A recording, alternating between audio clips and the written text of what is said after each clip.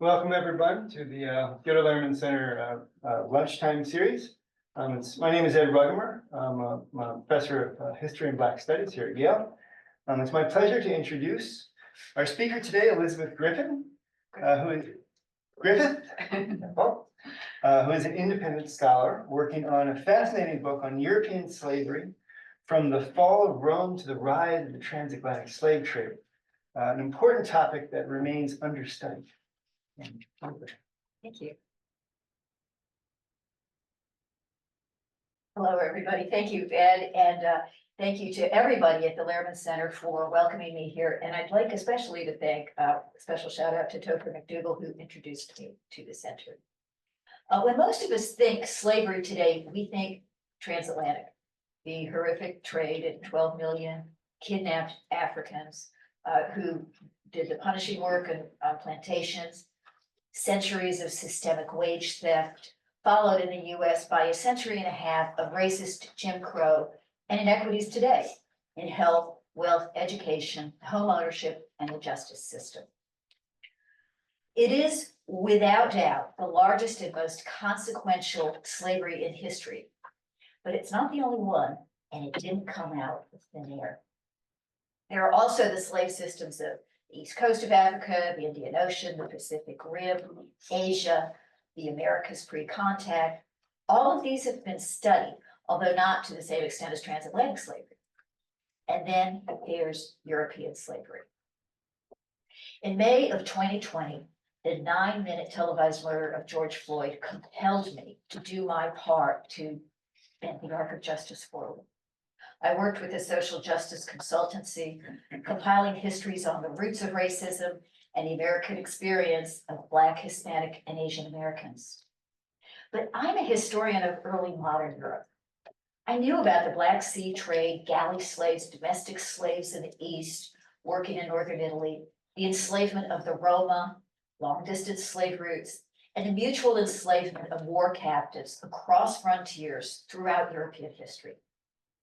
Each of these is treated as its part of its own regional history, usually as an aberration or an exception. Enslavement of Europeans by Europeans in Europe as a unified topic had never been done before. It seemed to me as if it was almost taboo. I needed to know more. And I needed to see if it could help us today understand all slaveries better, how they happen, how they spread, and how they end, if they do. I divided Europe into 8 regions and started to read my way through them. Many pair of reading glasses later, I realized there was a book there of the many slaveries and abolition that happened in Europe between the Roman Empire and the rise of the transatlantic trade. This is the first chapter in that book. We're going to take it chronologically. Roman, post-Roman, Anglo-Saxon, Norman. Then I'm going to move into a lingerie mode where we look at what happened at a granular level of everyday life. And then we'll come back and look at date-oriented history for the Tudors until 1617, a carefully chosen date that I'll explain.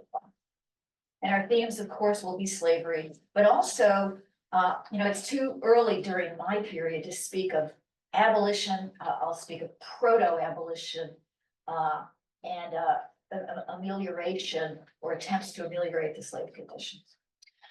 We'll look at slavery adjacent exploitation, things that are common in slave cultures and occur here. And and this is for all my chapters at distinct regionalities. Every region is quite different with respect to slavery. Well, the Romans. Britons never, never, never shall be slaves. And so thunders the chorus of Rule Britannia, and everybody in the Royal Albert Hall joins in. But in fact, Britons often were slaves, although the Romans didn't think they'd make very good ones. They did not have the elite kinds of artists, scribes, musicians, tutors that Romans liked to have as slaves. Romans like to conquer civilized countries where they could cherry pick these people from among their captives. And indeed, as one Roman wrote to another before the conquest, he didn't see the point in Rome conquering Britannia. After all, it didn't have any silver, and its slaves wouldn't fetch very much on the market because these sophisticated slaves were what Romans liked. The woad painted, fur clad British were not at all what they had in mind. But of course, Rome did conquer Britannia, or at least the southeastern bit of it, and built Hadrian's Wall, as we see on this map, and fortified a number of places on the Welsh and North borders. And that's exactly the pattern we see in the slave shackled map on the right-hand side. And we can contrast it with the very dense enslavement that we see in Gaul. Finally, we see poignantly an archaeological photograph of a man with two of both his ankles in shackles. Britain was late to come and early to leave the Roman Empire. And when the legions sailed away in the late 4th, 5th century, it was plunged into a Hobbesian warfare of all against all. People from every part of the British Isles and outside the British Isles fighting one another with enslavement inevitable. And here's a map of some of the players.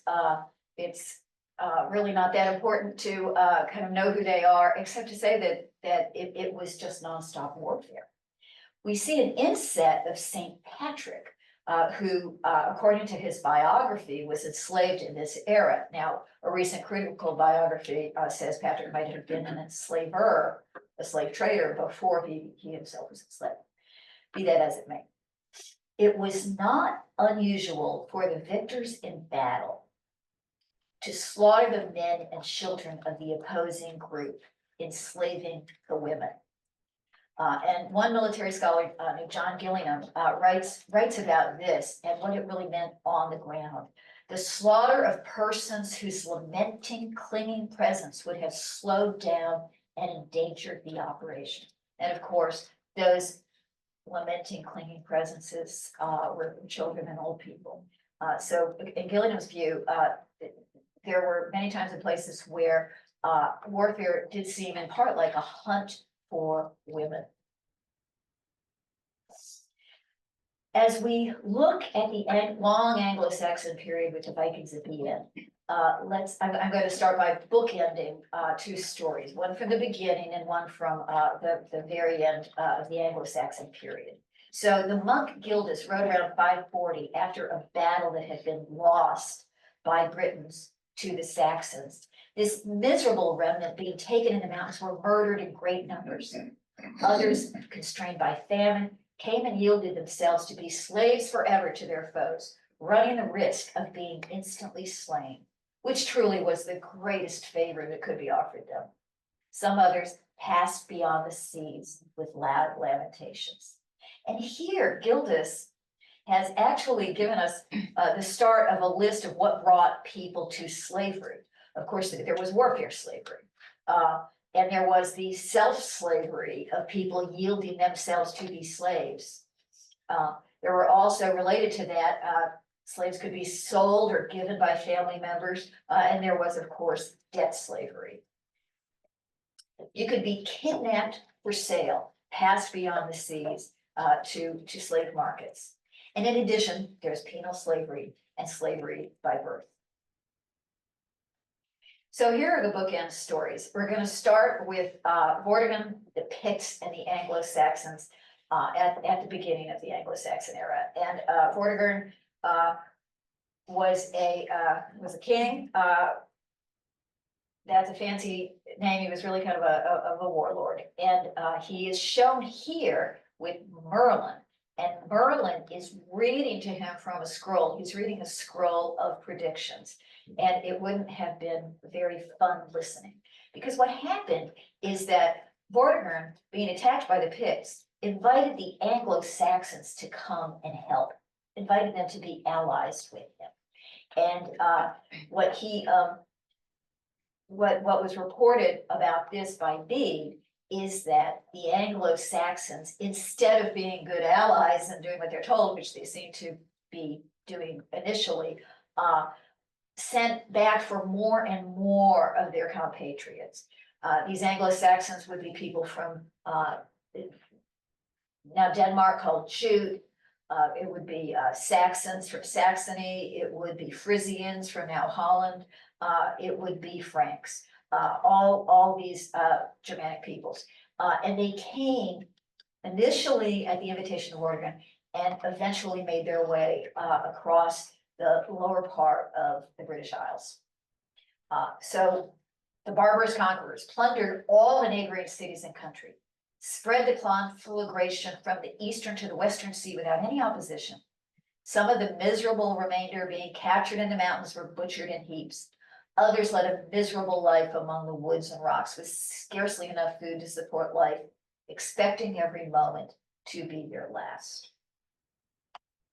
Well, here's one from the end of the Roman Saxon period, a little bit after it, and it's about the Welsh marches, the borderline between Wales and England. And what we have with the island of England is that the southeast was always the one to get the most people from the continent for various reasons. But then the mountains in the north and west made it different. And there emerged what people call the Celtic fringe.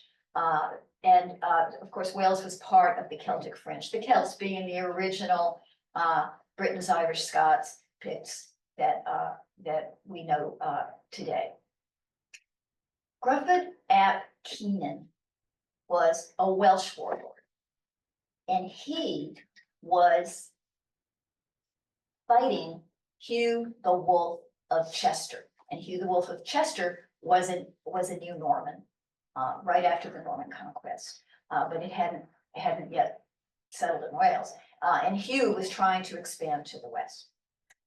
Gruffydd invited the Danes to come help him fight Hugh. We see Gruffydd over here. People think it's him. We have no idea really, but this is definitely Hugh the Wolf, and he's trying to be a proper lord here with his hall.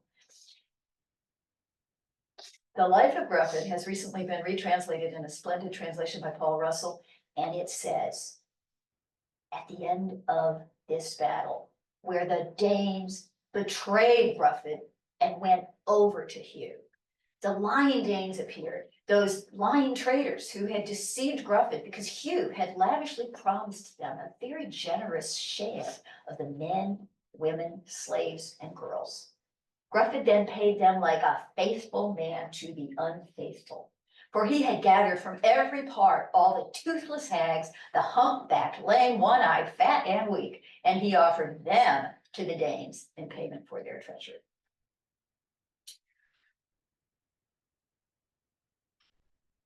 At the end of the Anglo-Saxon period, the Vikings burst out of the north.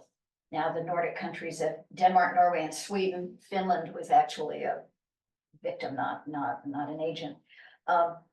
They, at the end of the 8th century, went down the rivers and seas of Europe, raiding and trading, sometimes settling, forcing migration of captives and relocation of seaside communities and exacting tribute, protection money, moving would-be victims to markets and military allies, and so on, changing the face and culture of Europe everywhere they went through the 11th century. And this map, inconveniently labeled in a language that's not English, but helpfully labeled because it shows color codes. The Danes in pink, and we see them settling the Dane law in England. The Norse in green, and these are the ones who did more of the raiding around Ireland and Scotland, and the Swedes who went east and eventually down to the Black Sea, but that's another story. In 793, Vikings attacked Lindisfarne, an unprotected monastery in the north. They often attacked monasteries. Lindisfarne was the first. And did they attack them because they were unprotected and had very valuable things inside them? including men who could write? Or did they attack them because of a beef with Christianity from Charlemagne and the Saxons? We don't know, but we do know that this sent a shockwave through Christian Europe. We see the Vikings with their weapons raised, going after Lindisfarne. This is, of course, the Lindisfarne still. And eventually, the tribute that would be exacted from the British Isles totals to over 100,000 tons of silver that's been found in the Viking homelands. And this over here on the right is a Danegeld trophy from the end of the Viking era, around 1050. And it says very proudly that the owner of it, it's now in Sweden, was a collector of Danegeld in 1 year. He collected 1 Danegeld, and this would have been something that he was very proud of. Well, now we're going to take a look at how slavery was looked at by various people in England. And I want to start with an influential guy named Alfred of Eynsham, who lived toward the end of the Viking period. He wrote a lot of homilies that have come down to us, and he wrote some books used for teaching young men, boys and young men, how to read and write. In his homilies, he talked about the king of heavenly Jerusalem is Christ, the infamous Babylon, the devil is king, he wars on the sinful, he leads them captive to the hellish city in devilish thraldom. Here, Alfred is using a very common trope that people who are sinful are slaves to those sins, and they must be redeemed by embracing Christianity. But Alfred goes beyond the theological. He knows that some of the people listening to his homilies are going to be themselves slaves. He tells stories about slaves, including the famous story that I'm sure we all know, so I won't go into detail, but Pope Gregory goes to a market in Rome, sees boys for sale with golden hair, and he says, "Where are they from?" And somebody says, "They're Angles." And he says, "Oh, not Angles, but angels, and they must be converted." And then he sends people to the British Isles. So that's a famous story that's often retold. Alfred also says, in speaking directly to slaves and their owners, the master and the slave call alike to the Heavenly Father. And people who are scholars of other slaveries, transatlantic slavery, will know well how frequently the Bible was invoked in various chapters and verses that to this effect.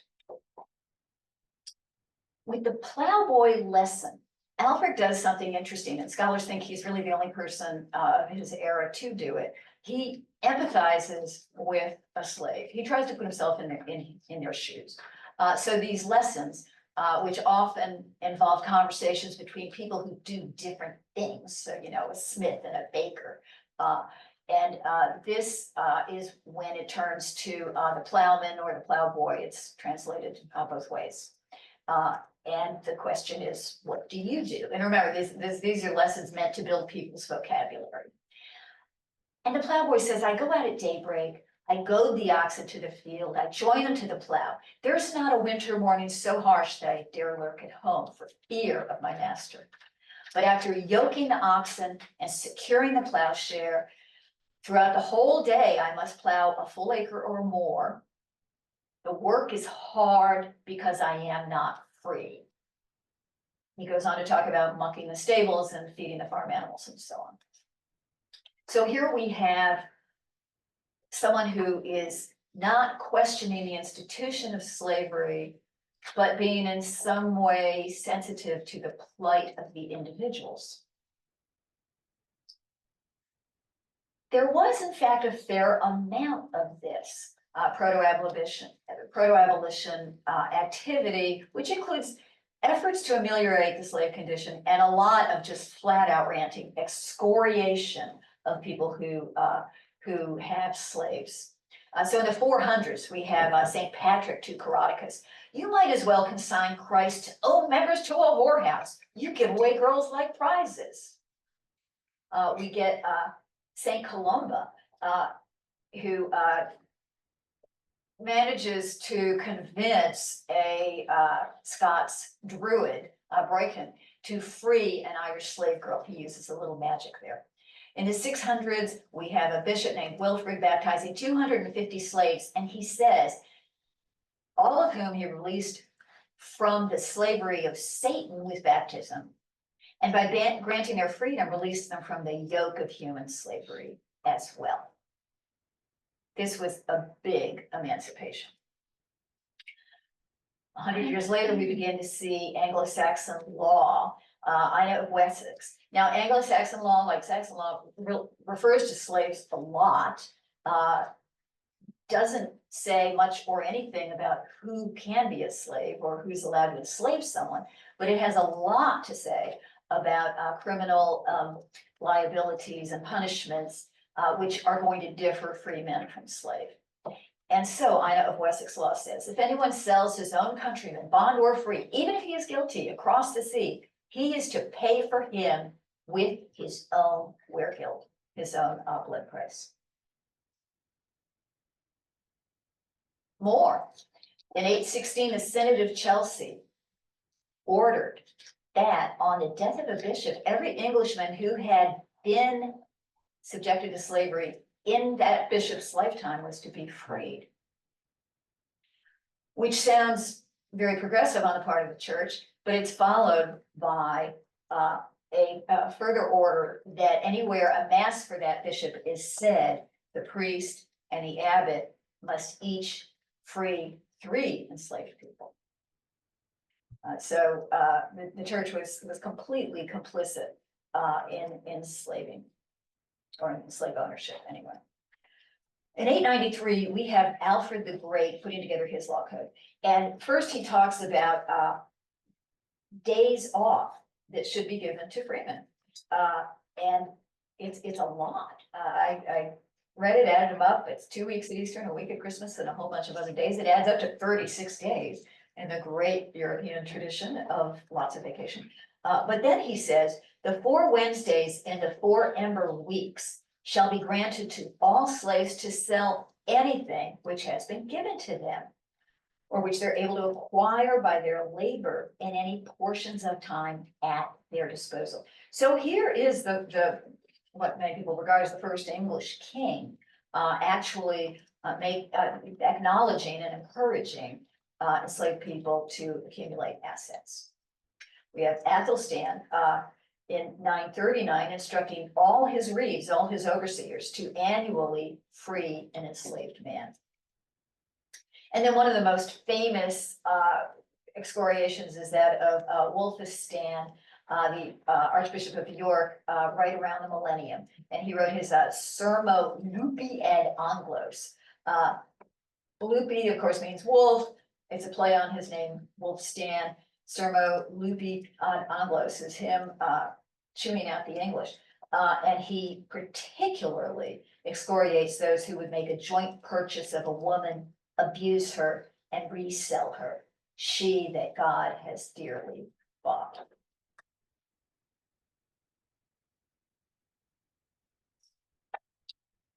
But with all this, slaves, who I'm now going to begin calling bondmen or bondsmen, because that was the particularly English name for what they became. It's analogous to serf, but these things are not exact, and I'm going to use bondmen for that reason. This is an image taken from a calendar published in Canterbury in the early to mid 11th century. And what we see are workers in a field doubled over, bent over, working very hard to bring in the crop of grain with the cart, and they are overseen by someone standing straight and tall with a weapon and with kind of a trumpet. And this is the exact same pose that the guy on the poster for this talk 300 years later has. He's got a rod and also a horn of some kind. So I think this had become a trope for the slave overseer. Well, big changes happened in the Norman era. In 1066, William famously invaded.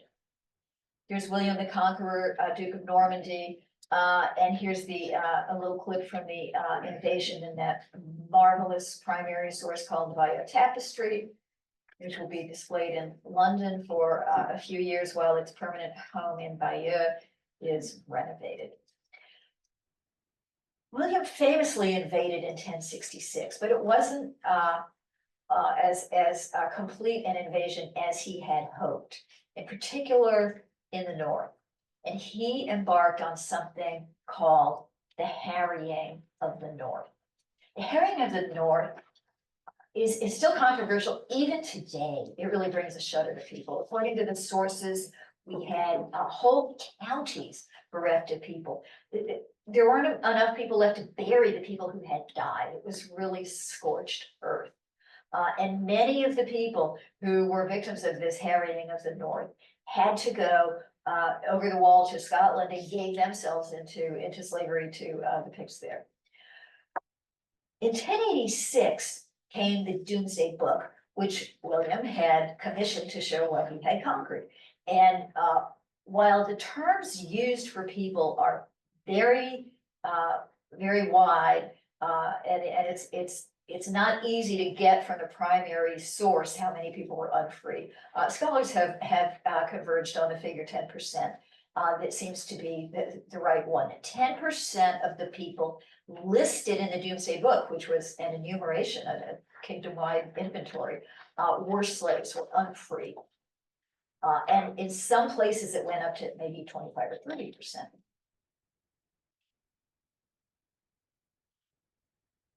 But the Normans brought really the first kind of abolition. In 1080, there was a prohibition of sale to heathens. So no more could Christians be sold to non-Christians. But in 1102 was the big one. It was the Council of London Declaration. Let no one dare hereafter to engage in the infamous business prevalent in England of selling men like animals. As would happen so many times in the future, the slave trade was outlawed, leaving slavery itself in place. But of course, changing the nature of it in many different ways, in many different places. John Gillingham, the military scholar, writes that in by the 11th century, the English had themselves been a slave-owning, slave-trading, slave-raiding people, but by the 1130s, having abandoned slavery, they began to regard such practices as barbarous. And Gillingham, who's a military scholar, says this marks a transition from Old Testament warfare to war in the age of chivalry, and for the first time we had non-combatant immunity. So this is very big in the history of warfare, and also a very big change in a very short period of time. So how had William the Conqueror, whose violence against powerful and lowly alike still brings a shudder to the north of England, been persuaded to oppose the shameful but profitable slave and captive people? Well, the answer is his bishops, particularly this guy here, Lanfranc of Caen. And he came to English as Archbishop of Canterbury. He was part of a reform-minded group of ecclesiastics who opposed slavery and the slave trade. And he found like-minded bishops in England, and William eventually and rather reluctantly, we're told, bowed to their influence, helped by the fact that when people broke this law of slave trading, the fine went straight into William's pocket. So let's look at this French influence, and let's go way back, because it goes way back. France had been Christian since the baptism in the very early 6th century of Clovis, which is shown here. Clovis married a woman named Bathilde to be his queen. Bathilde is really important in the history of European slavery. She was herself a former slave, probably an aristocratic one, an aristocratic Anglo-Saxon, or maybe an aristocratic Briton, who had been brought to France, found her way to a French palace and came to the attention of Clovis. Once she was queen, with the power and the wealth at her disposal, her favorite thing to do was to go around France and redeem slaves. She went with the bishop. It was always couched in the language of Christianity, that it was a pious act to free captives. And this is in the 6th century. Now, Charlemagne, 200 years later, 300 years later, is trying to unify France. And he sought to do that to prohibit the private wars that sundered his aristocrats. So one of the things that he did was to condemn the enslavement of fellow Christians as war captives. In other words, what Charlemagne said to his ambitious and avaricious military leaders, if you want to enslave somebody, it's got to be somebody who I don't claim as one of my Franks. It's got to be those people in the north, or those people in the east, or those people in the west, the Vikings, or the Slavs, or the Saracens, so-called Muslims. It can't be Franks. And by the 11th century, there was really a cohort of reforming bishops, or bishops who wanted to reform on this front. And that brings us to Lanfranc, who went to England. So I'm now going to talk about bondmen and bondwomen and kind of draw that line and answer that question, were they slaves? Because obviously, when the Doomsday Book was written in 1086, they were, but then not very long later, they are no longer referred to as slaves. So were they tied to the land? Yes, absolutely. And they needed permission even to go off the land for a day. They had to pay for that permission. They had to pay even more if they wanted to live off the land. They were inventoried with the farm equipment and the livestock. So in that regard, absolutely regarded as property. They worked for the benefit of the Lord, somewhere between 1 and 6 days a week, more, all 7 days during harvest time. But they were not sellable away from land and family. They were absolutely subject to physical violence. And we see the rod, which is, he's got actually a rod in both hands and he's ready to use them. And this is from 1310. And subject to social denigration. And as several scholars have pointed out, the social denigration was one thing when almost everybody was a bondman or bondwoman, because this was more than the 10% that redeemed slaves in the Doomsday Book. This was most of the population, were peasants working on the land. But when their ranks thinned out, this denigration became more stinging. They were subject to many arbitrary payments. Payments with obscure names that we don't recognize now, merchet, shevage, tallage. But what they meant was anything that might detract from your ability to do that, you had to pay the Lord for. So you had to pay him. If your daughter gets married, she's going to be taken out of the fields. You need to pay for that. If your son becomes a monk, he's going to come out of the fields. You got to pay for that. If you want to get married yourself, you pay for that. You pay for life events. If you inherit from your father, you pay for that. There were arbitrary payments all over, and including a yearly tax at the discretion of the Lord. He could tax you whatever way you wanted, and you had to pay that. and their condition was passed to their children. So, not exactly slaves, but with a lot of slave-like characteristics. Now we come to the longue durée, these long centuries between the Norman times and the Tudor times. And I'm just going to look at all the major things that happened there to these people.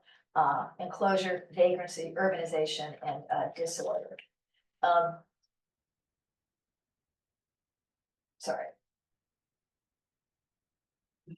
I'm sure you're all familiar with enclosure, but here's a map of a typical domain as it would have been in Norman England.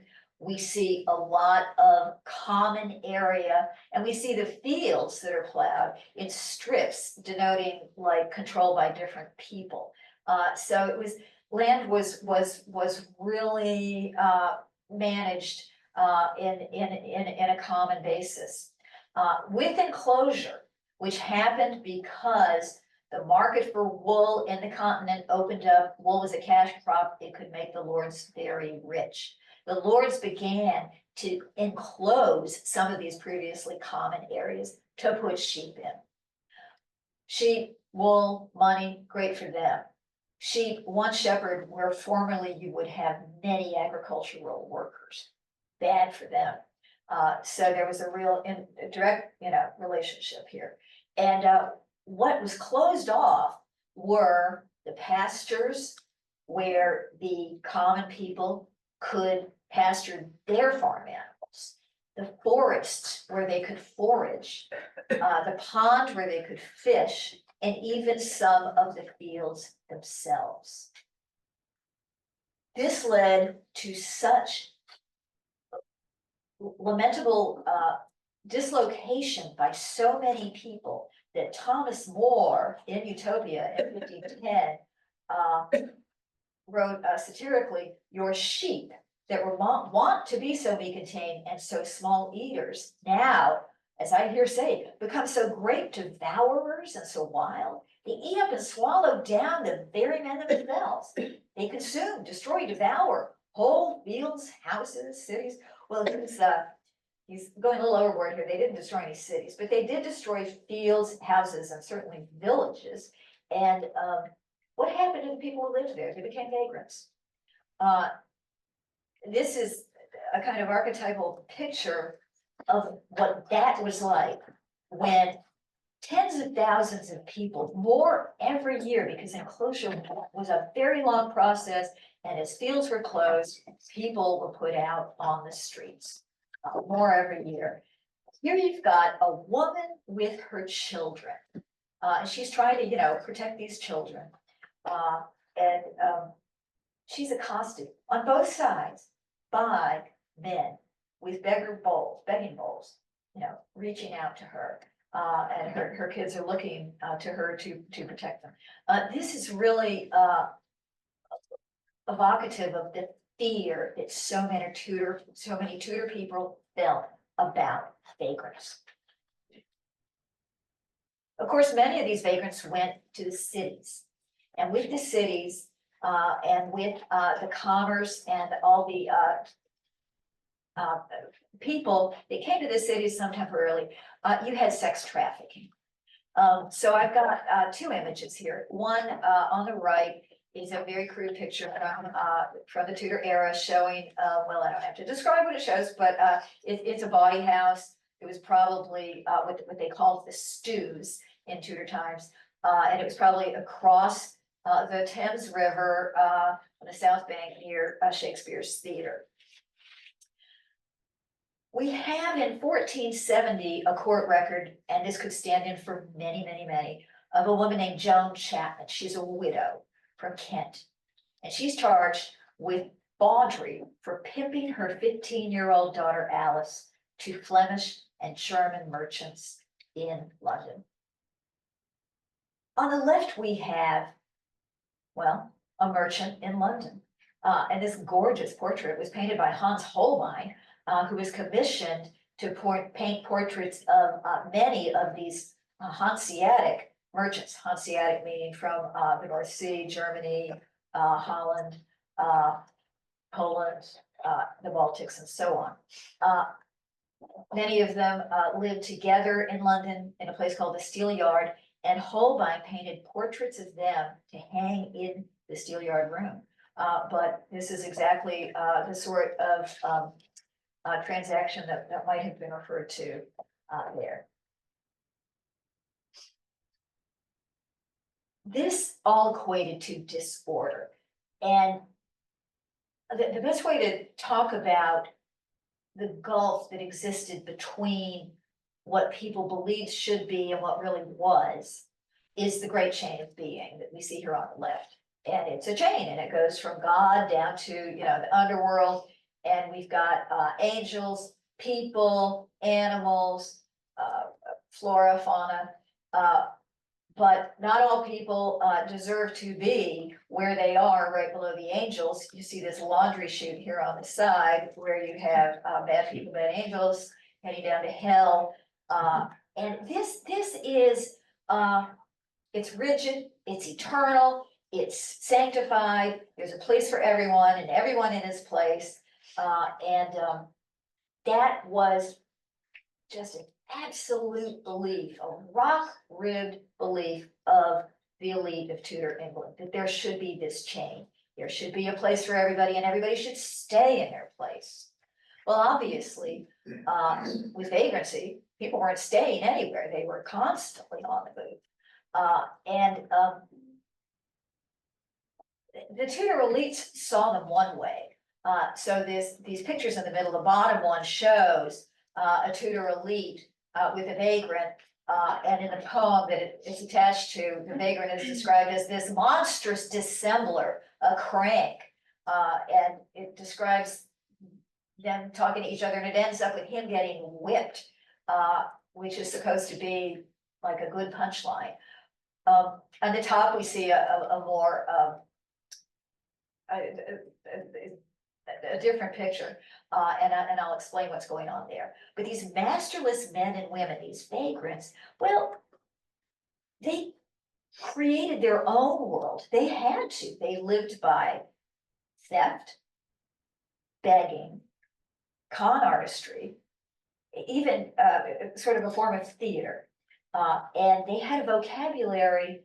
And I just want to point out that this really kind of comes down to us as we, dance to Mac the Knife, or we watch Oliver, or even, very, very cleaned up way, Mary Poppins with the chimney sweep. We still see, My Fair Lady, we still see references to this world in popular culture of the 20th and 21st century. If you were a woman, you might be called a bawdy basket. A coney catcher was a card shark. An uprightman was a demobilized soldier who knew his way around a weapon, might still have a weapon, and often led the gangs of vagrants. An angler used a cane with an angle at the end of it to go into windows and pull things out. A palliard was somebody like this guy in the top who paints wounds, really gross wounds, all over himself in order to get people to beg, to get people to give to him. Freshwater mariner is what the guy at the bottom is, and this is a tar with a tale to tell. A sharkman is a forger. A prigger of prancers is a horse thief, and of course a cut purse is Oliver and the Artful Dodger. So Tudor England was a rough place to be.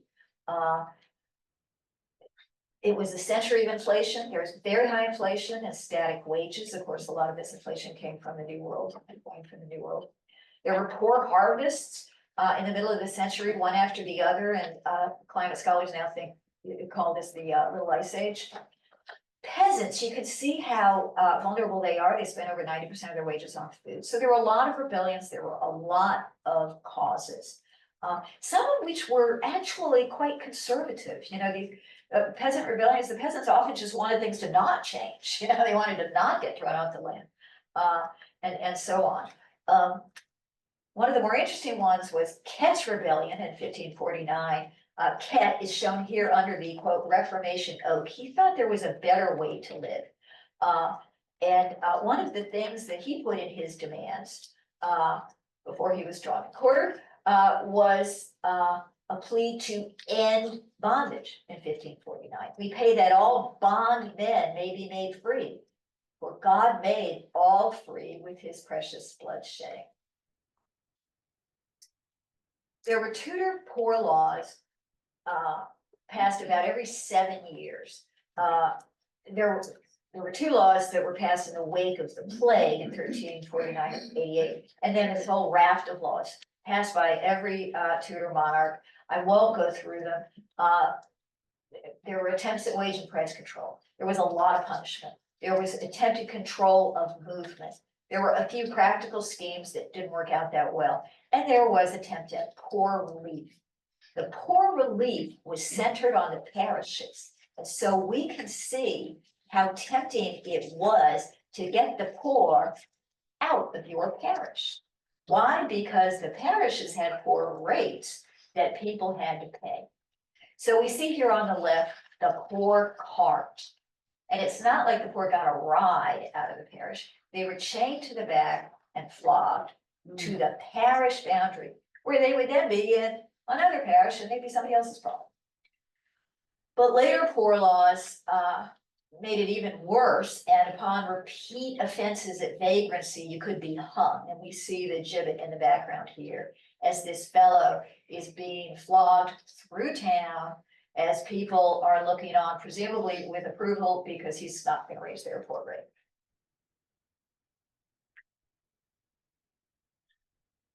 In the 1580s, the idea of colonialism as an outlet became a popular one. And one of the people who popularized it was a priest named Richard Hakluyt.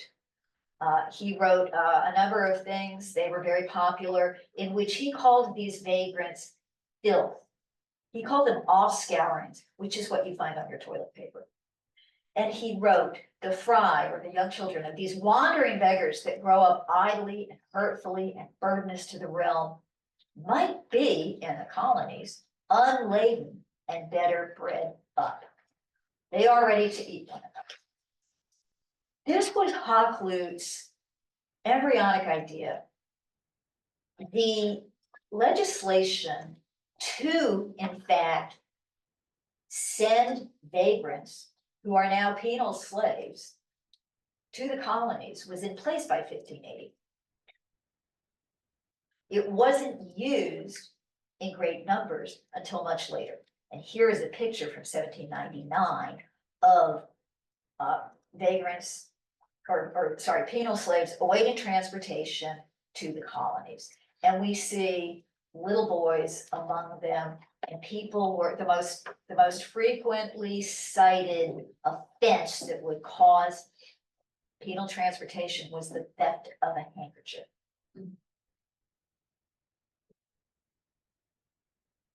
So what about these bondmen and bondwomen? Like, what had happened? What was their status in Tudor England? Well, tied to the land, many of them had left the land. Many of the domains had broken up. The ones that remained and the domains that remained still did this work for the benefit of the Lord 1 to 6 days a week. They were still subject to physical violence and denigrated socially more than ever. Even the ones who were left were sometimes subject to the arbitrary payments and passed their condition on to their children. Some of these people had, in fact, become quite prosperous. So the ones that had become prosperous became a target. Now, the lords earlier in the century had rejected a general bill concerning manumission of servants whose vocation was being bondmen. So they had rejected general manumission.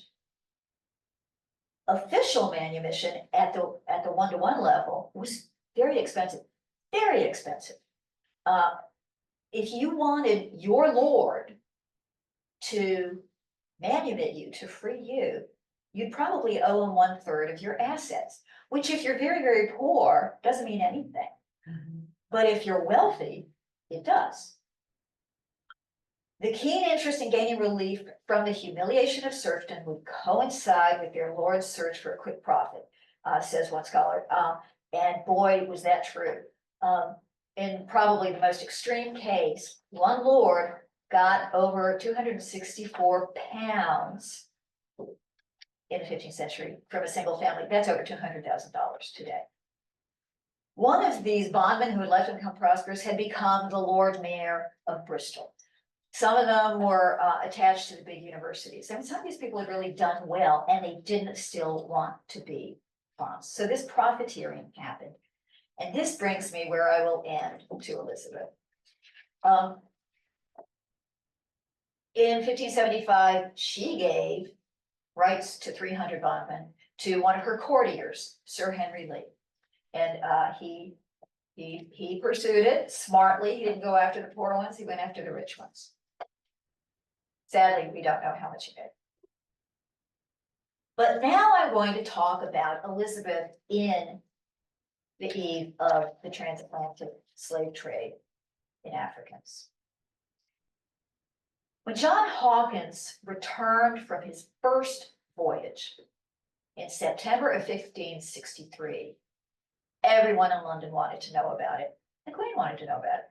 And she summoned him, and she listened, and she gave him gifts and so on. And at the end, according to the account we have, she was affected by the fear of carrying away the African Negroes without their free consent, which she declared would be detestable and would call down the vengeance of heaven upon the undertakers. Hawkins in reply promised that in no expedition where he commanded, a Negro should ever be carried off unwillingly. For though a different color, he said, their hearts, he knew, were human. Now, I'm going to put this in a little bit of context. The current King of England, Charles III, one of the first things he did upon acceding to the throne was to say he was going to open up any file, he was going to enable research into slavery and the royal family's involvement in it. And I take him at his word, and I'm very curious to see what gets turned up, because this is the only quote we have on what Elizabeth thought about slavery. She did things, but this is what she said. It's the only thing we know that she said. And I, for one, would like to know a lot more about this. I know what people think about what she said from the age of abolition. This slave trade being detestable and would call down the vengeance of heaven. So this is Granville Sharp, a leading abolitionist, British abolitionist. And he put it squarely on Hawkins. He said Hawkins made great promises, which nevertheless he did not perform. But let's look at somebody closer to home. Let's look at Frederick Douglass, who in 1847, in his great way of speaking that has inspired us so much ever since. This pious outburst was monstrous and absurd. He said it was absurd because she had already given the patent for slave trading. He was wrong on that. She hadn't yet given it. But she hadn't not given it either. I mean, she hadn't, denigrated it in public either. But he says it's absurd also because, of course, you can't, you can't do it. You can't bring lots of people from Africa of their own free will and then work them in plantation conditions. And of course, in 1847, that was abundantly clear. So what he's saying is either the Queen, well, he says, if sincere, it may be creditable to her humanity, but is a dark reflection on her sagacity. He's sort of saying she's either,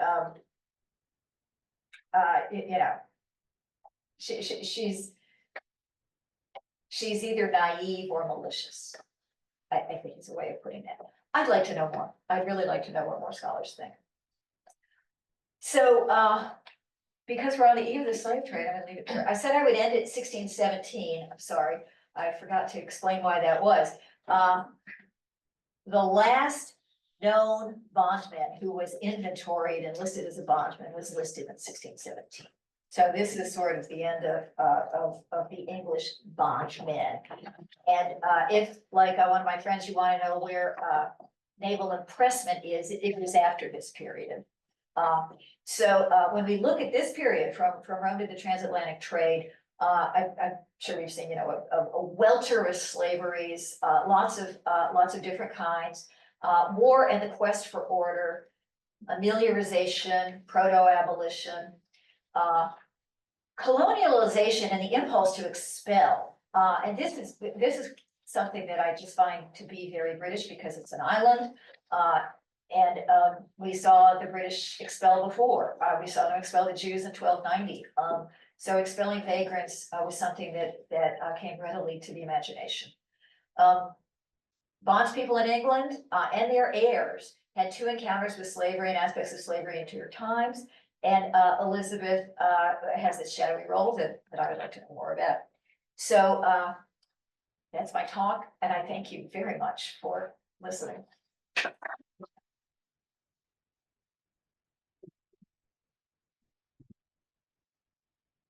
So we do have some time for questions, and shall we start with the room and then move online? Yeah, In terms of like Elizabeth's roles, there's been a lot that's been made of Elizabeth's ideas on race lately, with Yes. Black tutors and her expelling people from the country. So I wonder, how do you kind of like, how does that maybe deepen your perspective? It's really quite interesting. So you're right. And I got my picture here. The most famous Black tutor, of course, is John Blank. And many of you probably know about him, but he was Henry VIII's, one of Henry VIII's trumpeters, and he's one of the only Black people we can look at in a medieval or Renaissance picture and know that he was not a slave. With others, you just don't know. But we know he's not a slave because Henry VIII gave him a raise and a fancy wedding present. This guy over here I found in this manuscript, which is Scots. And it was James IV. And he looks to me like he's Black. I don't know. And if he is he free or enslaved? I don't know. And this is more typical for us. But to get to your question about Elizabeth, you read different things, and I don't know the answer. I feel as if she was ignorant of, I'm not sure how many Black people she knew personally. She might have been ignorant about what went on in Africa. Were there really people who wanted to? It sounds implausible. So I don't have a lot of insight into her character on that question. She's always surprising and sometimes disappointing. I hope that's not an answer, but Michelle.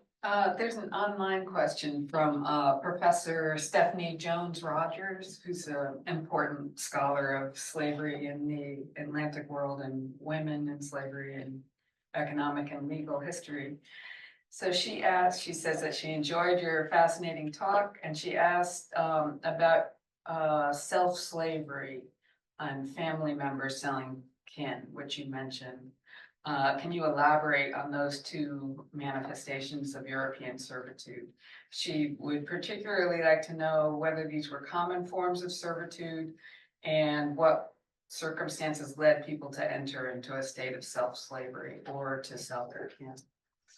Yeah, there are a lot of references to self-slavery in other parts of Europe. I'm sorry, kin slavery in other parts of Europe. So, and particularly in the Black Sea, we've really got more documented instances of people selling their often their daughters.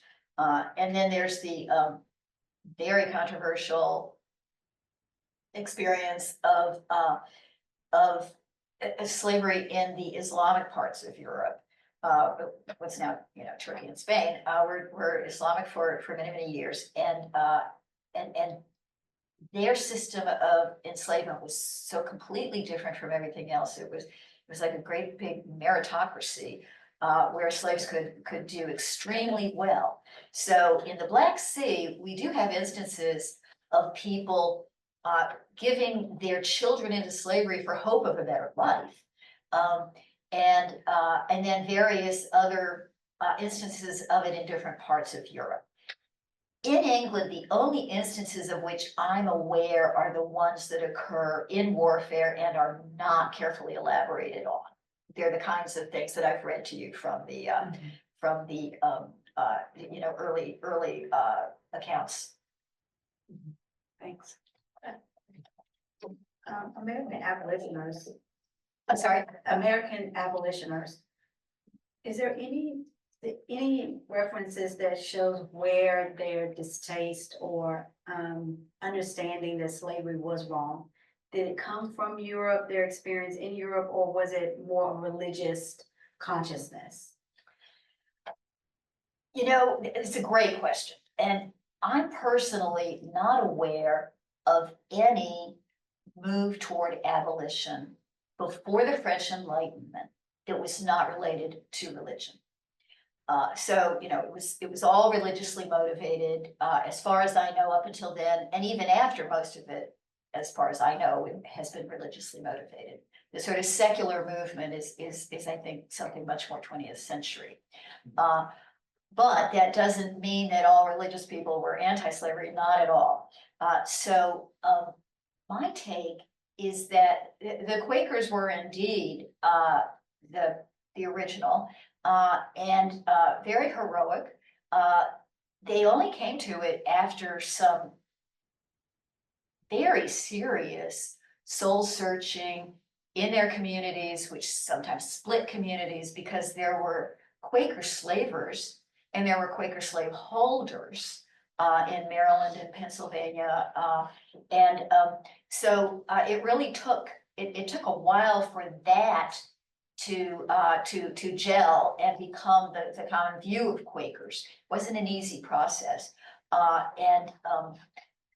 So, you know, it actually, we have the first stirrings of it in the United States, and then but quickly moved to England. And of course, many people attribute the rise of the abolition movement to the rise of literacy and novel reading, and where people would do a little more like what Alfred did and imagine what life was like for somebody else.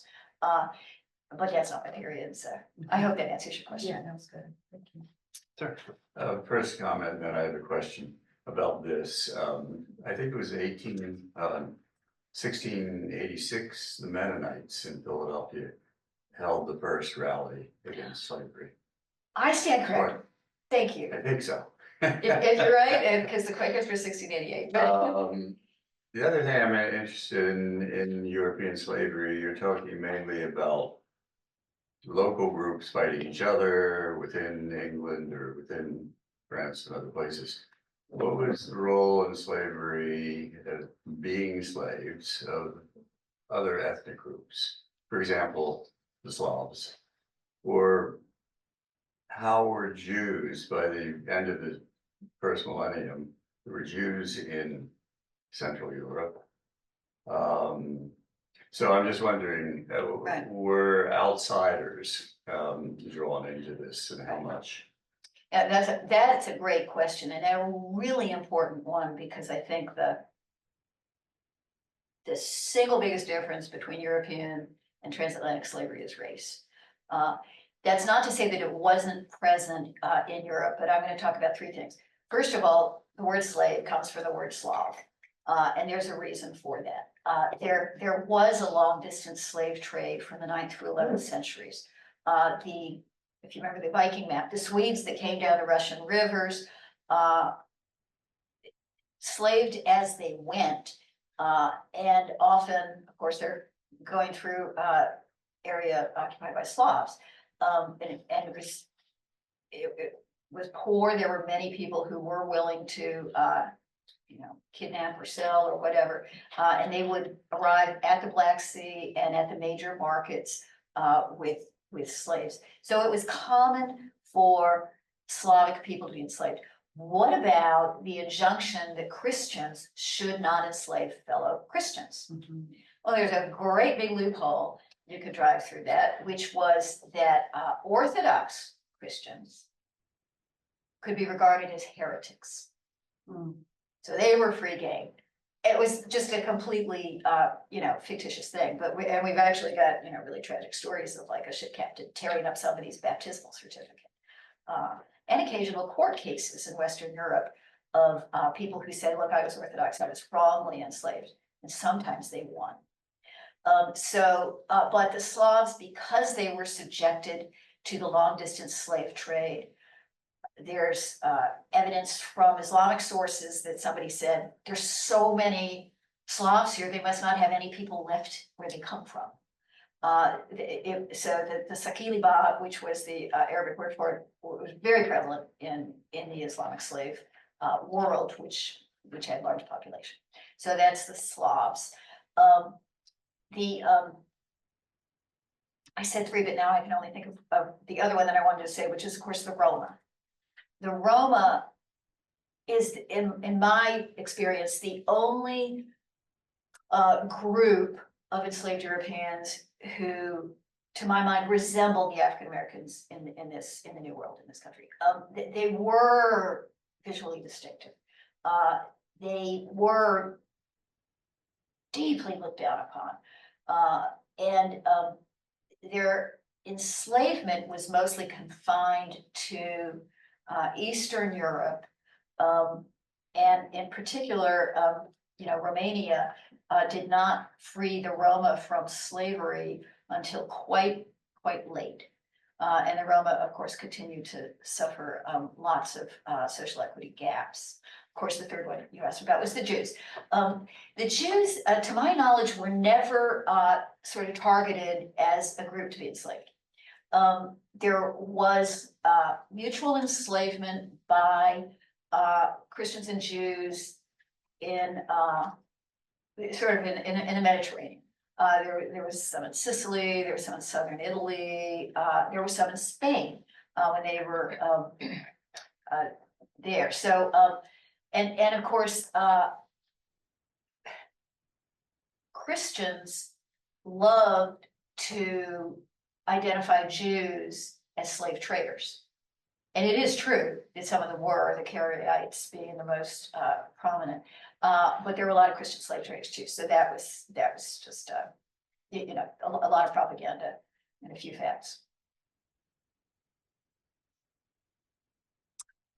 Yeah, the two times that you mentioned the condition being passed to children, the answer was a resounding yes. My question is, in the regions that you've done these comparative studies, is that more typical or is that atypical? And is it perpetuated by decree or practice? Great question. And in a lot of the areas I've studied, that's a great thing. There's one scholar, and I think it's Ruth Karras, who says that it's very possible that we're looking at in continental Europe in early medieval times this phenomenon of children born. So in Roman law, if you're born to a slave mother, you're enslaved. So children born to a slave mother, the boys would eventually grow up and flee because they were boys and they could. And the girls were the ones who would sort of be there passing down the slavery. That's one scholar's view. Not every place was quite as well inventoried as England. Although, slave being an asset, it was often inventoried. But in places where, let me put it this way, there were places where people were enslaved in lesser numbers because it was Venice, Genoa, Florence, but maybe not so much outside those cities. And those cities tended, well, in Venice, they tended to finally get rid of slavery by kind of attrition, and because it was it was too costly in social terms. It was too much of an opportunity for scandal to get passed about your family and that kind of thing. So I hope that answers your question. I have a social Last question. Yeah, Yeah. I have a social question, well, an opinion. Looking at Europeans' role in the slave trade, Christopher Columbus and so on and so forth. Your opinion is sometimes does America get the blunt of its role in the slave trade, the Atlantic slave trade, where England, the European kind of hides behind a false bravado of we had nothing to do with it, or our engagement in slavery was very short-term in comparison to the colonies from 1619 all the way up until the Civil War. So do you have a thought about that? Yeah, there's certainly, let me put it this way, in a lot of the sources I've read, European writers love to say, yeah, so we had this little bit of slavery, but it was nothing like they had. So, you know, that's kind of standard. However, there's been a lot of work done. It's very interesting. European scholars have focused on this, like American scholars have focused on it. And there's a really dramatic and important change that's happened within the last 10 or 15 years in Germany. For a long time, Germans would say, not us, we didn't do it. You know, we're not on the coast and so on. And then scholars began to turn up evidence to the contrary. They're still not on the coast, but they did a lot of the financing, a lot of the building, a lot of the supplying. And apparently about 1/3 of the people who worked for the Dutch East Indies Company were German.